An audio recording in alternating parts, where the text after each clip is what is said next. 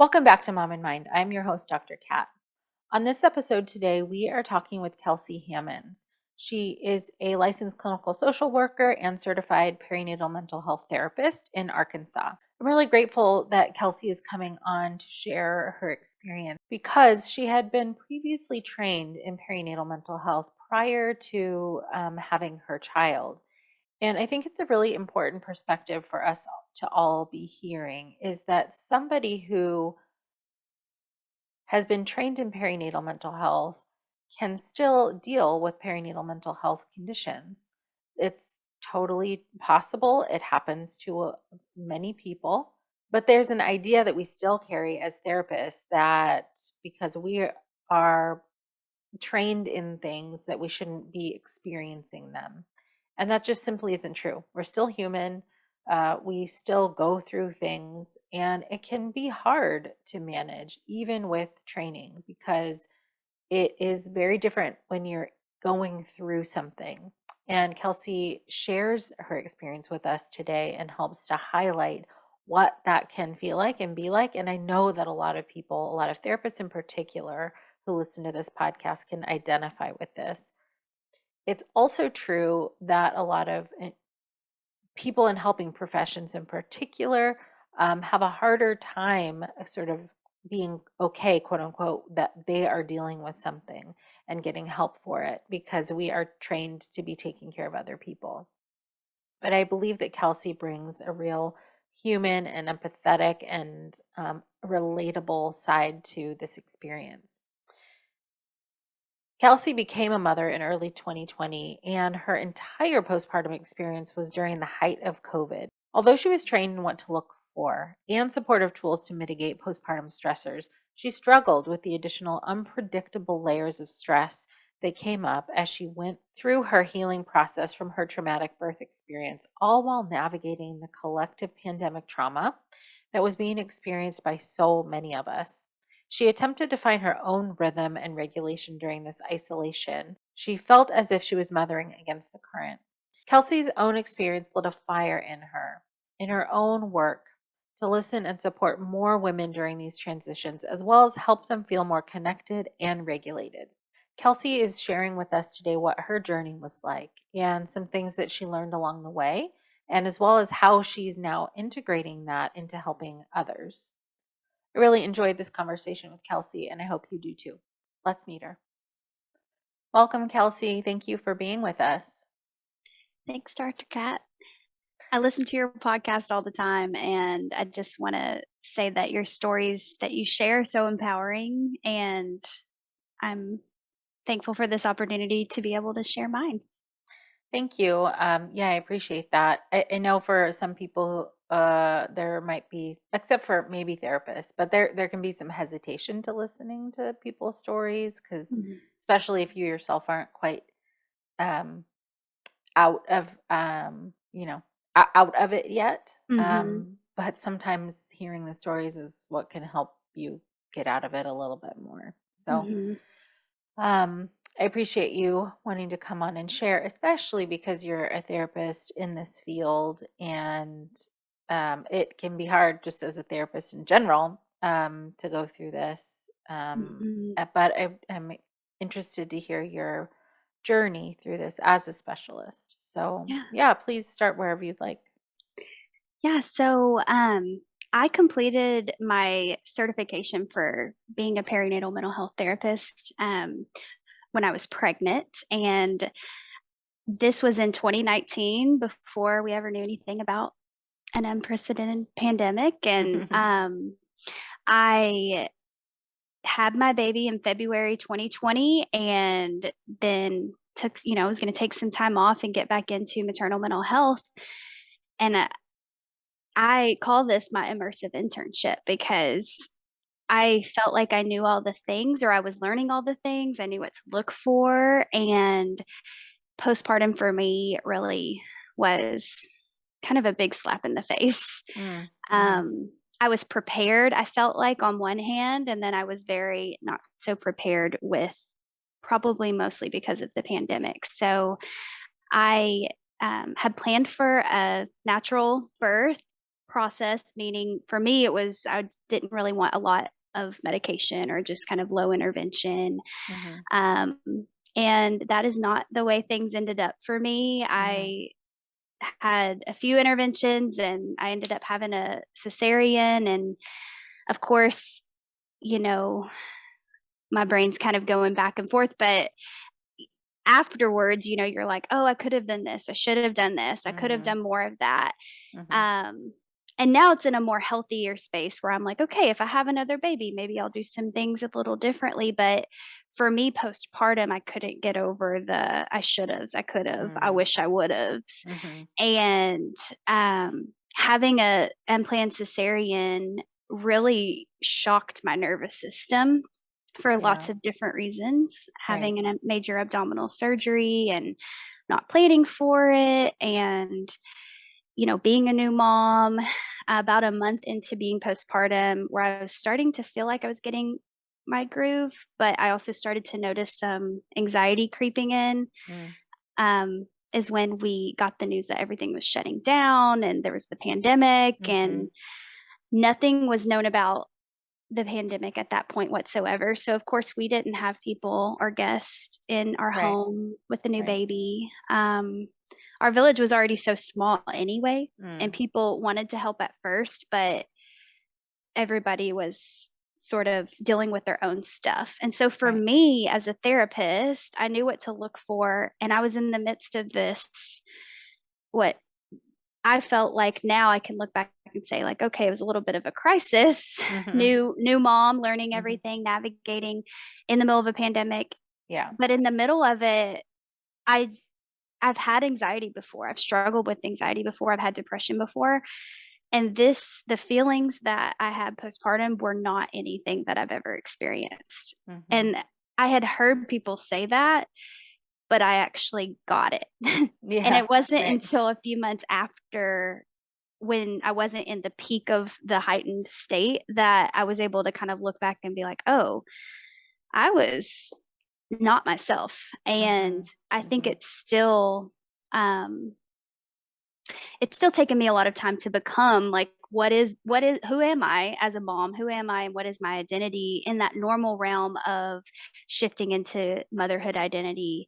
And that itself can be a shock. But I Mhm. think in the middle of a pandemic, when you don't really have that support, and you Right. just had a birth trauma and you're recovering physically and emotionally, I didn't really know where to start. And so for me, I kind of took a break and was taking some therapy. I was doing some therapy and doing, cognitive based things, and realized that was just not what was helpful for me. I realized Mhm. I had a whole body experience and that was really what I needed to focus on. And Mhm. so my experience itself has transformed and revolutionized my entire therapy that I do with my clients, Mm. Mhm. um, because of that, more mind body focused and things like that. Right. All of you went through this for Yes, sure. Yeah. yes. So there are like layers to this for you for sure. So many layers. Yeah, yeah. So, with your training, you said you knew what to look for. I'm curious, what happened for you, like, after the birth? Hmm. What kind of resources or things did you have available to you or in place that that would have, like prior to having birth, and Hmm. being in the postpartum? That you would have thought, "Okay, this will be helpful for me." Hmm. But then while you're in it, it was hard to, like, either remember or Mm. access. Do you know what I'm asking? Hmm. Like, Yeah, the planning beforehand is one thing, and then when you're in it is right. another thing. So, like, what was hard at that point for you to even realize you had or could do, while you were in it? Yeah, so I had a doula and I had that support postpartum, which was helpful for navigating things like breastfeeding. And of course, that was all within the first couple of weeks when I was very tearful, but it was still in the realm of baby blues. category. I felt like this is very hormonal shift happening.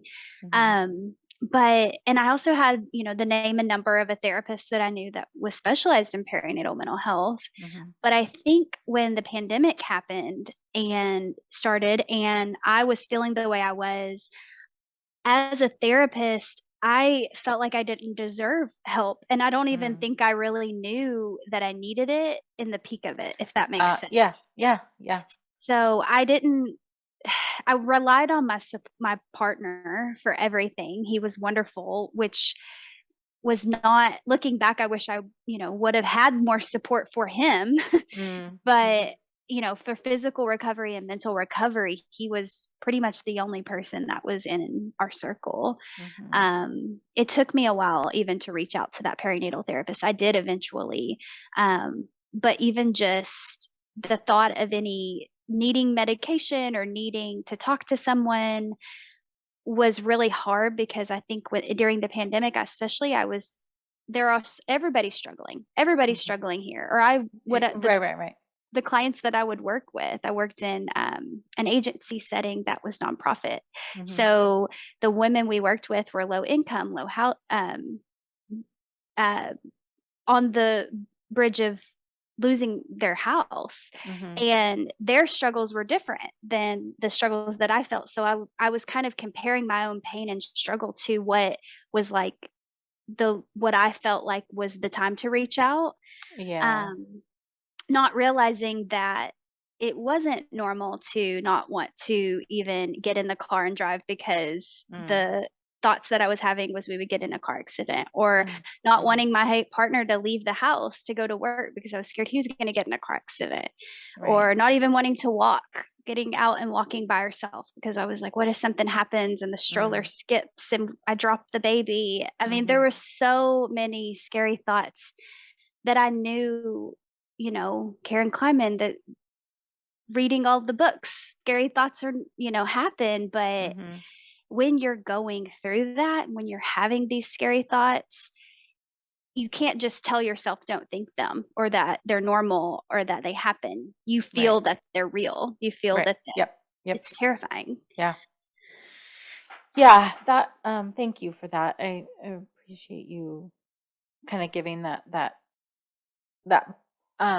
part of you that you would hope and feel and think would be sort of on board, the ability to like think logically and use your skills and all of this stuff is really hard to access when Mm-hmm. you're like it's almost like you're in a tornado or a storm and you can't quite remember Mm-hmm. that somewhere else there's not a storm.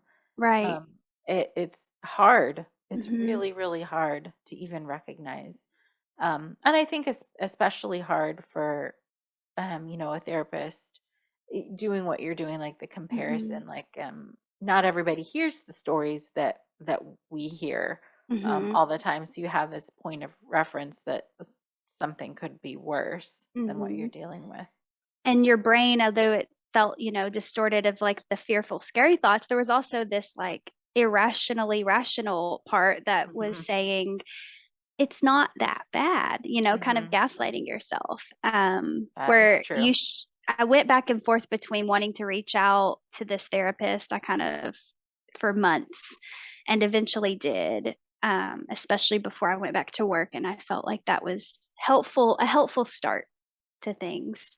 Hmm. Right. So, at what point, I guess, going back to what you were saying, that it's not that bad, kind of Mm-hmm. a feeling. I like how you said that, gaslighting yourself. It is like that. Mm-hmm. Like something does not feel right, Mm-hmm. and does not feel okay, but you talk yourself out of it. Mm-hmm. Um, um, what finally helped you or prompted you to get help? I don't know. I feel like once I started to be able to we started going on weekly walks, my Hmm. partner and I, with our baby. And I started to realize that that was helping me, just getting Right. out, physically moving, and then feeling safe enough to do that. Yeah. Um, and we would go to parks. And of course, this was like at the very beginning of the pandemic. So we were like, should we wear masks on the park trail? Right.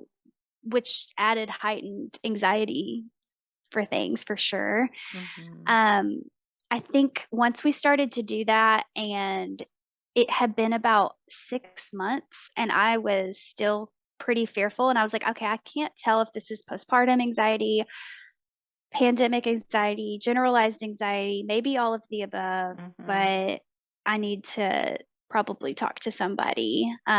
Mhm. And for me, I had struggled with hormone issues in the past, autoimmune thyroid issues. So for Mhm. me, I was really passionate about making sure people got their levels checked. And so I get on these health kicks every now and then where I'm like, okay, I'm going to do all the things. And that was about the time, I think it was in the summer. And I was saying, I want to make sure that I have the levels checked. I want to make sure going into the fall that things are okay. Before I go back to work, I want to have Oh, plans in yeah. place. So that about 6 month mark was when, and I was working, I should say I was working, but I was working from home with my Mhm. daughter. I didn't have Mhm. to Mhm. go in person back to work until 8 months. So that was great to be home with her, but had its own struggles too. Oh, yeah. Yeah, absolutely. And then returning to work. I mean, 8 months later, we're still in it. We're Yeah. still like very much um in the pandemic, right? Hmm. So you had mentioned a couple of times the hypervigilance, Hmm. the kind of constant worry, and I guess because, as a therapist, you're a little bit more able to try and categorize stuff like, Yeah. generalized anxiety, postpartum versus pandemic now, but in the moment, Hmm. um, it just was happening and you were, Hmm. or earlier on, it sounds like at the 6 month mark, you started to kind of get better, or Hmm. sorry, rather reach out for Reach some out. help. Hmm. Um, you mentioned a couple of different types of like intrusive thoughts that you were Hmm. having. And I think also alluded to that feeling like a very real Hmm. fear. It didn't register as like, oh, well, that's an intrusive thought Hmm. um, at the time. How did you cope with that?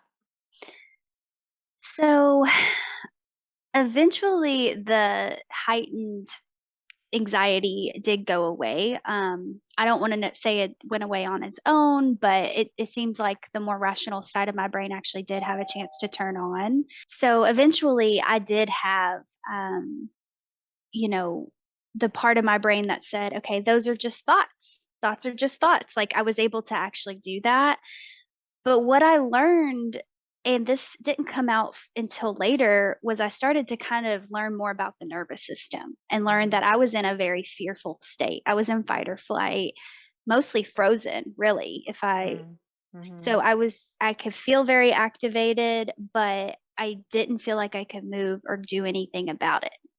Yeah. And this is a trauma response. And so, looking back over my own course of my life, and then knowing that I just had this baby in a traumatic way, for me, it was a lot of things started to kind of come out as I was processing that I didn't Yeah. really ever think I would need to process, if that makes sense. So, Mm-hmm. I'm sure you hear this a lot, but as a mom, when you start to become one, just things that you were exposed to or values that maybe your parents had. There are different things that come out that maybe even become triggers to you as you are raising your own children. Yep. And just different things throughout my life, I felt like started to kind of come out and process in these ways. And so I knew my body was ready to process these things. And I say my body because it wasn't just in my brain, it was Yeah.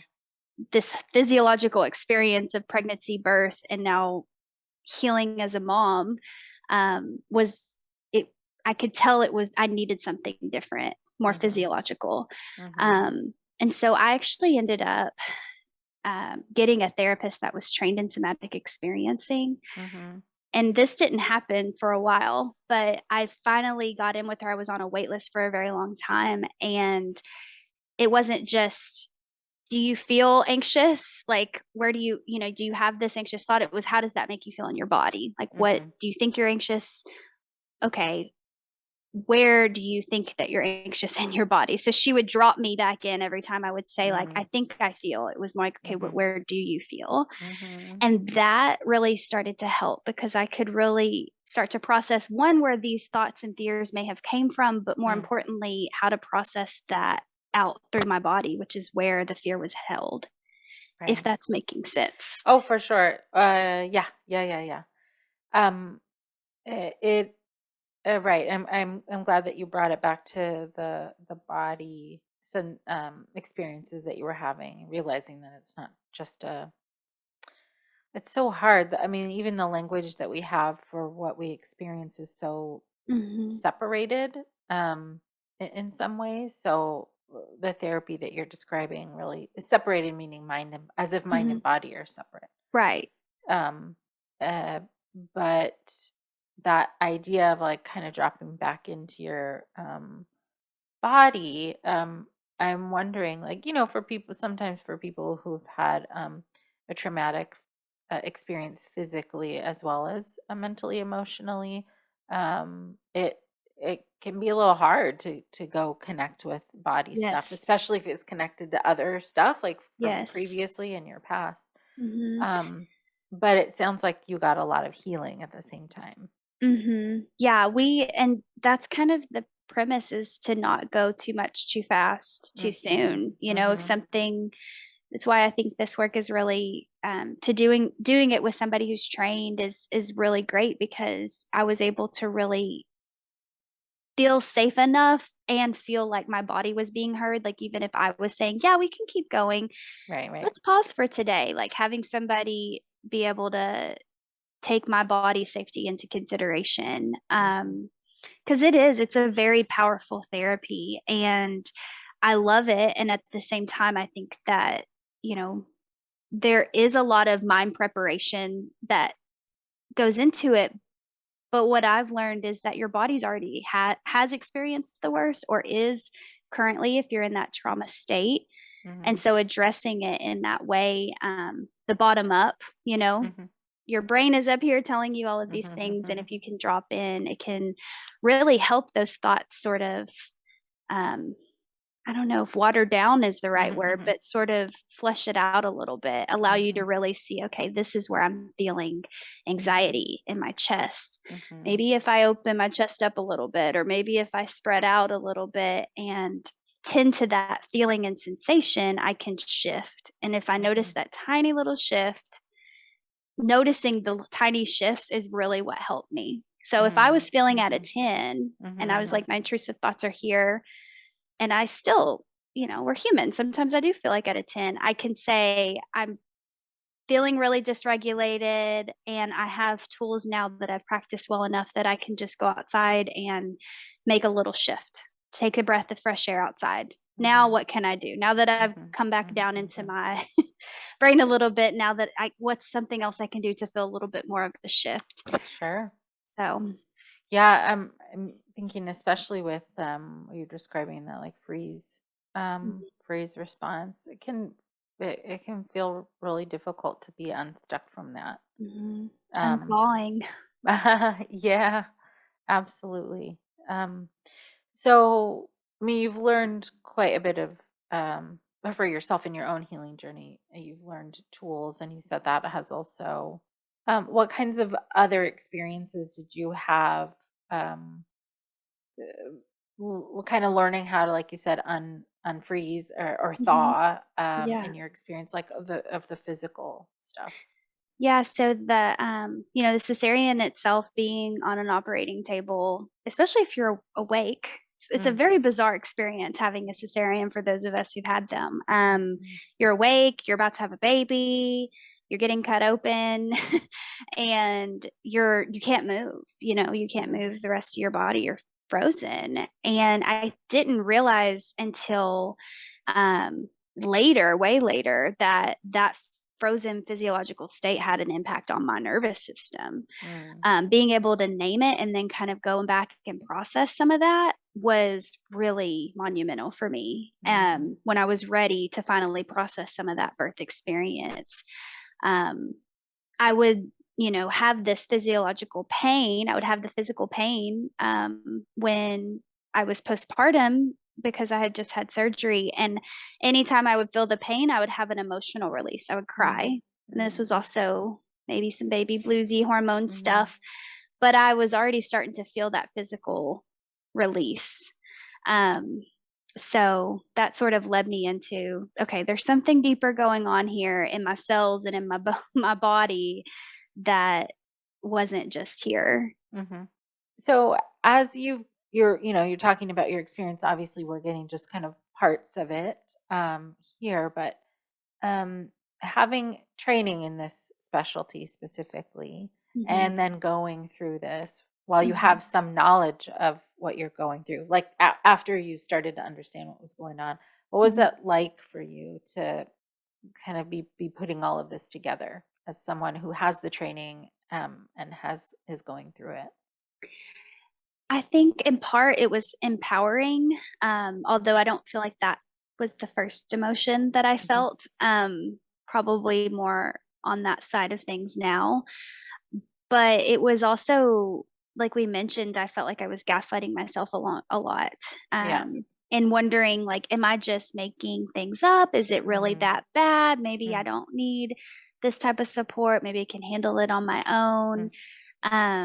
And then I would also have the things that we tell our clients. You are good enough. You Hmm. are just you doing what you're doing with your baby. You are good enough. You already are. And I could say that. I was literally having conversations with other women while I was in the midst Hmm. of it and Hmm. knowing very well that I did not feel that way about myself. Hmm. And so Hmm. that's kind of also another pivotal point where I was like, I don't feel like I'm in a space where I'm actually able to practice what I preach. I Mm, don't feel like I don't know if even what I'm doing with my clients is good enough because I don't mm, feel good enough. mhm. Um, it was a really hard time to navigate that as a therapist. And then, of course, being therapist in the pandemic, Right. I was hearing all sorts of things, which was so overwhelming on my nervous system. Mhm, mhm. I definitely took a little bit of a break from Yeah. that. Things naturally slowed down in the agency I was in anyway, so it kind of helped me to focus on other projects Mhm, while I was working on kind of my own plan for mhm, myself, mhm. which I don't think I would have been able to go full practice and Right. be where I'm at now if I wasn't able to have that. Right. So, looking back on it now, do you feel more like you can practice what you preach, sort of a thing? Yeah, yeah. I think learning nervous system, like I call it nervous system literacy, but just becoming more literate in the nervous system, Mhm. being able to help myself name where I'm at in my state and then Yeah. naming something that can help me regulate Mhm, has been really if you ask any of my clients what we work on, like that's kind of the foundation there. So mhm, I tell my clients I would never show you anything that you can't do without a baby on your hip or a child present because I know as moms we don't always get that break. Whereas right. before I might have suggested things that were probably pretty impractical because I Mm, wasn't a mom myself and wasn't going through it myself. mhm. And I don't think that you have to actually go through some things by yourself to know how to do this work. Right. But for me, I felt like I am being so genuine because I can say I have gone through it. Mhm, mhm, um, and these skills I've seen other women, be able to use these regulation tools that I might offer, for example, mhm, mhm. to support themselves. Yeah, so was I started to work more with my body and pay attention, and I walking was a really great tool for me. So taking those afternoon walks, like I said, I would look forward to that at the end of the week. I started to take more of those on my own with my baby, and learned later that bilateral stimulation, the right left movement that walking naturally gives you, is actually a really awesome tool for trauma Mhm, trauma focused work or processing trauma. And mhm. for me, finding a healthcare provider who actually listened to me was really hard. But Are that you talking about just experience. like a general, like a physician or? Any Yes. Uh-huh. Um, Without someone, I wanted to get my hormones tested. I wanted to get my Mm-hmm. thyroid levels, like the full panel. Mm-hmm. I felt like it's always been kind of hard to advocate for what I felt like I needed, without a doctor or healthcare provider treating me like I just read something on the internet and Mm-hmm. didn't know what I was talking about. However, just having healthcare providers that I finally have found, and I've accumulated over 3 years. This has taken me 3 years to find a team. Mm-hmm. I actually feel like I'm on the pathway. I mean, I'm not perfect, but I feel like I'm actually being listened to. My whole That's body is nice. being listened to. Um, which I've listened to your podcast where you talked about unwell women, Mm-hmm. or I think that's what the book is, and Yep.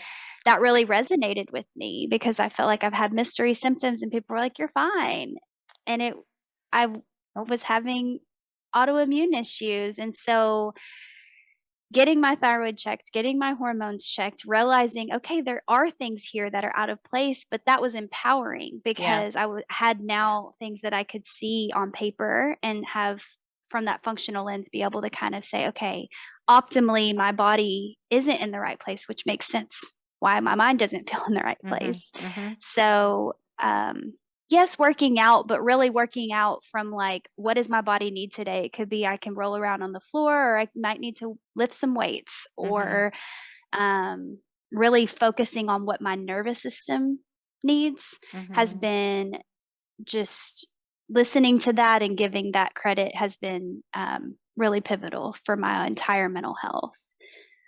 That's fantastic. Um, and with all of the skills you learned and are learning, I mean, not to say Or that like learning. we all are all still learning. Hmm. Um, what have you seen? Like, if you were to tell like you while you were going through it, Hmm. what you know now, or like what would you give to yourself now if you could go back? Yeah.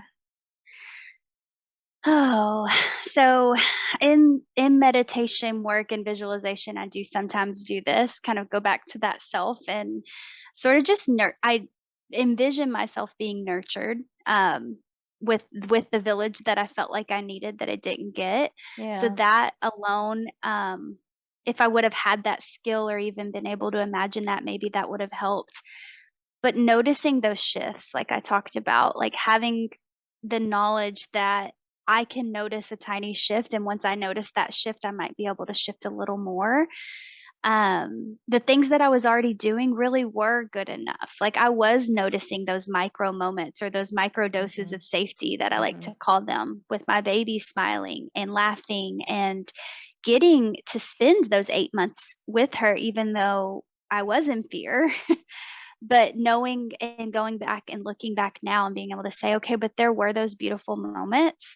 And I do believe that you know, may not have been fully present for, but I have pictures and videos, and I'm so thankful that I took those because I can go back and I can, see that it wasn't all bad.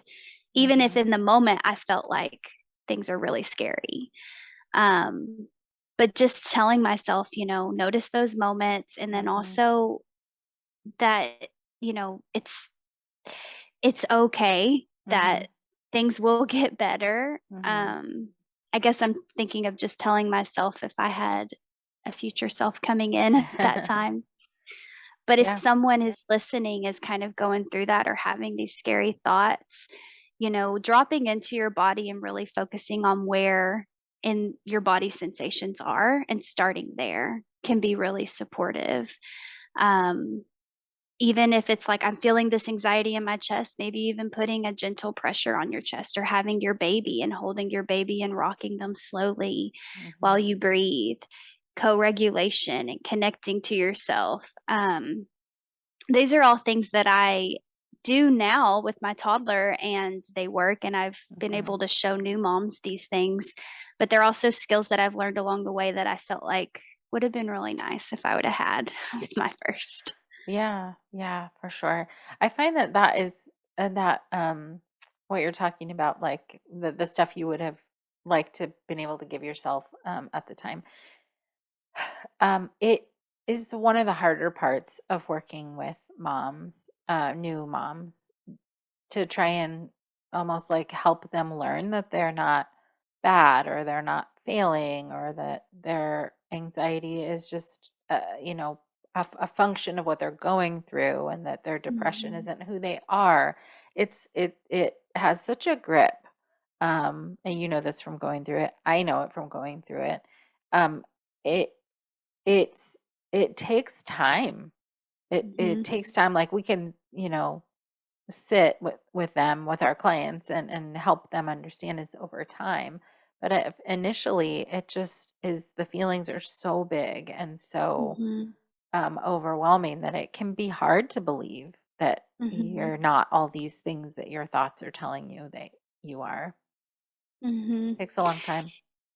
I think understanding things at the hormonal level too, because I mean, maternal mental health isn't all hormones, but there is a sometimes it is a big piece. And Right. so, for something that I read that I feel like has been helpful for some of my clients that I wish I would have known then, because I felt like I was in an oxytocin bubble sometimes. Like I loved my child so much. I wanted to just hold her and have her here. And then, of course, the pandemic kind of ramped things up.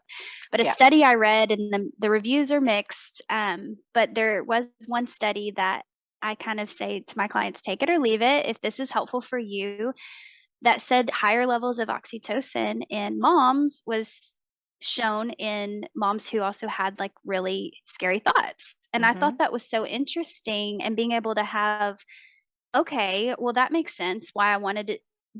The one thing that I have worked so hard to have in front of me, and we just went through this big birth experience together. I love her so much. She's, I want to hold her all the time. Mm. I don't want anything bad to happen to her. That was all reflections of my values, the value of health and safety for my baby. A Mhm. pandemic was interrupting that value. Yeah, big time.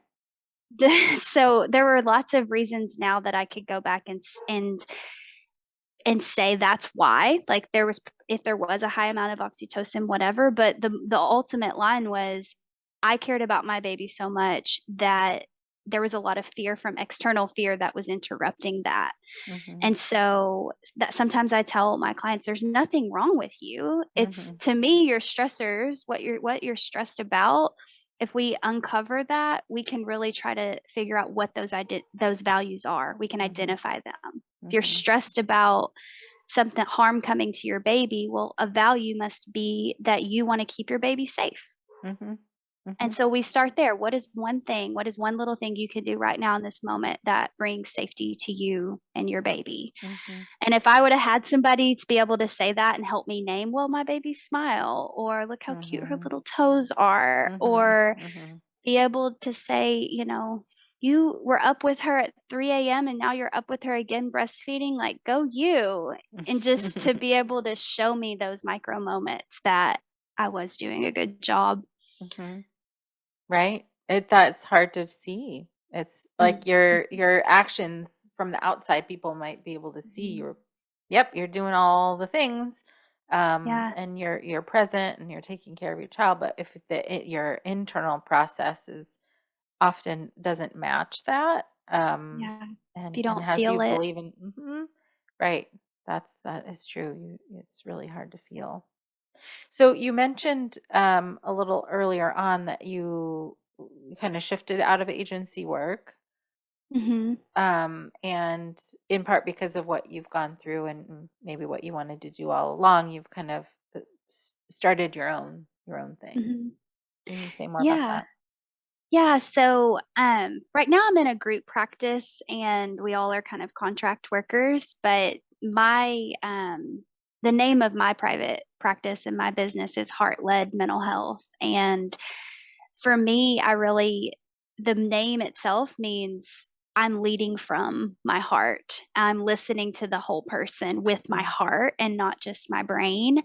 And I'm not just listening to what they say and writing it all down. Like I really try to absorb what someone who's coming in front of me is saying, and what, not just what they're saying again, because remember I would say, yeah, that's fine, but really listening to Mhm. their whole body. Mhm. So leading with the heart and heart-led mental health, that's what that really means to me. And yeah, my practice now, I have almost a full practice and it's all perinatal, and I really do feel like I'm in that place where I can actually do this work because, and I still go see my therapist. I Mhm. still am processing, but I feel like I'm in a space now where I can say that I'm on like this other side of things. Right. Good thing because it's been 3 years, but it did Yeah. take me a long time to get there. And it was Mhm. definitely well over the first year. Like Mhm. postpartum for me didn't last just 6 weeks and we're done. No. Nope. So, Yeah, it changes you having a child, and there's um I mean there are still things that come up for me, and I'm 12 years out, where I'm like, "Oh, that might be related." Um yeah, it's you know, it's just part of being human on a healing journey. yeah. That's just stuff comes up. Um, so what I do find really amazing about the helping profession and people who are doing work like therapists and nurses and other folks who are really having a lot of time with clients or patients, um, they do this amazing thing where you can almost like set yourself aside for a moment, Mm, be present, do the thing mhm, that you do, and then when that time is over with the client, kind of come back in to mhm. your own stuff, or whatever. Everybody has their own process around all of this, but Yeah, um, I'm sort of saying this for clients who are listening, who are seeing therapists, who are perinatal therapists, and yeah. us perinatal therapists who maybe are, if somebody's still going through it. Um, Mhm, Obviously, like listen to your needs, and if it's that like as a therapist you kind of like need to take a step back, like it sounds like mhm, you did. But for clients, like we as therapists have our own therapists, or ideally, mhm. or like we can sit with you in what you're dealing with, and um still be there. Right. That's a good point. Yeah, because I mean it can I think in this particular profession, because like us as in this specialty as therapists, we sometimes tend to identify a lot with what people are going through. But Mhm, if you've had, enough training and you've been in the field for long enough, you know how to like recognize what's yours and what's not, and what's mhm, the clients. mhm. So I just I hear that that's what you were able to do in your journey. Yeah, and I think that for me, when I did take a step back and when I did recognize, I mean, I was recognizing that I was not in the place that I needed to be Hmm. able to hold that space for clients. Right. It was too much. And yes, I think that's a really good point because we have this magical power sometimes where we're able to Hmm. just put it all aside and, Hmm. you know, um, do our own regulation, what we need to, get our 15-minute break in between sessions and go in. It's a mindset, and Hmm. but I do think that the work that I've been doing, with my own therapist, even the somatic work has been really helpful because I can say, okay, I know what I need to do, but what do I Hmm. feel? Hmm. And really help myself. And if I need to identify that in session and say, hey, just so you know, my 3-year-old was up at 3 a.m. So if I seem a little spacey today, that's why. Right. And it makes me more real, Yeah. real and relatable. And my Yeah. clients aren't taking that personal. I'm Yeah. saying, here I am. And that's kind of part of this work too that I've integrated is let's Hmm. call out what we're feeling in our state. I don't have Hmm. to tell you details of my life, but I can at least tell you what nervous system state I'm in so that we can start to have that nervous system literacy and that conversation. and they can start to identify it for themselves eventually too. And so Right. that's where we are. Yeah. Well, I thank you so much for coming on and sharing your story and, Thank you. giving us some insight into what it's like. There are more and more therapists who are becoming specialized in this field, and I think it's really, really important for us as therapists to be able to say, to have a space to know that others of us have been through this, and Mhm. um, over time it deepens your work. Um, but Definitely. while you're going through it, it can feel a little rough. Yes, Um, definitely. yeah, Like a roller coaster ride that you didn't really buy the ticket for and can't right, really get off of, but you're stuck. right. So, You get it. Yep. So you find your way through. well, thank you so much. This opportunity has been wonderful, and just being able to share my story and be heard is a really nice feeling too. Awesome. Thanks for coming. If you'd like to connect with Kelsie, you can find her at Perinatal Social Worker on Instagram and heartledmentalhealth.com. For those of you who identify with this story and think that somebody else could benefit from it, please do share. It's vital that we're sharing our stories, these stories, so that other people know that they're not alone and so that we can continue to reduce the stigma and help more people. Thank you so much for being with us. Until next time.